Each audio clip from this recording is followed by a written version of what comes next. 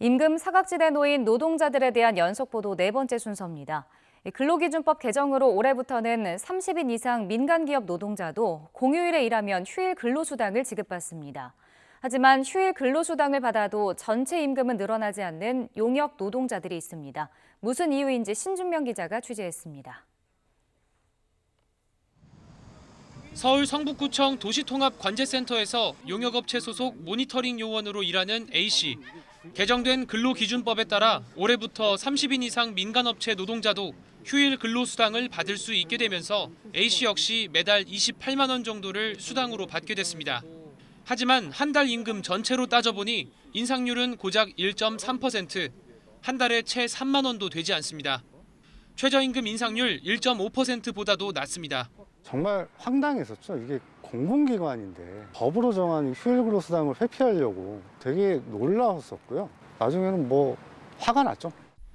왜 이런 건지 지난해와 올해 A씨 월급 명세서를 비교해봤습니다. 휴일 수당은 생겼지만 기본급 시급은 지난해 9,045원에서 올해 8,742원으로 오히려 내려갔습니다. 연장 야간 수당도 4만 5천 원가량 줄었고 복지 차원에서 매달 14만 4,720원씩 주던 상여금은 아예 사라졌습니다. 기존 임금을 줄여서 휴일 근로수당을 준 그야말로 아랫돌 빼서 윗돌의 괜격입니다.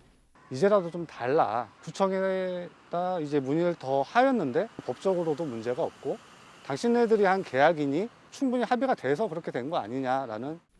이에 대해 용역업체 측은 지난해보다 1.3% 늘어난 성북구청 예산을 가지고 휴일 근로수당까지 주려면 어쩔 수 없었다고 해명했습니다. 임금 토탈 금액은 이렇게 지급을 할 겁니다라고 설명을 드렸지만 본인들이 못 받은 것만 생각을 하지 더 받는 건 생각을 안 하시잖아요. 구청은 용역업체를 통해 고용하는 모니터링 요원이 13명이어서 휴일 근로수당을 따로 고려하지 않고 예산을 책정했다고 밝혔습니다. 업체 선정 당시 낙찰될 업체가 30인 이상일지 미만일지 예상할 수 없었던 터라 예산을 편성할 수 없었다는 겁니다. 구청 관계자는 그러면서 내년 용역 예산에는 휴일 근로수당을 추가로 반영하겠다고 덧붙였습니다. 내년부터는 휴일 근로수당 지급 대상이 5인 이상 30인 미만 사업장까지 확대됩니다.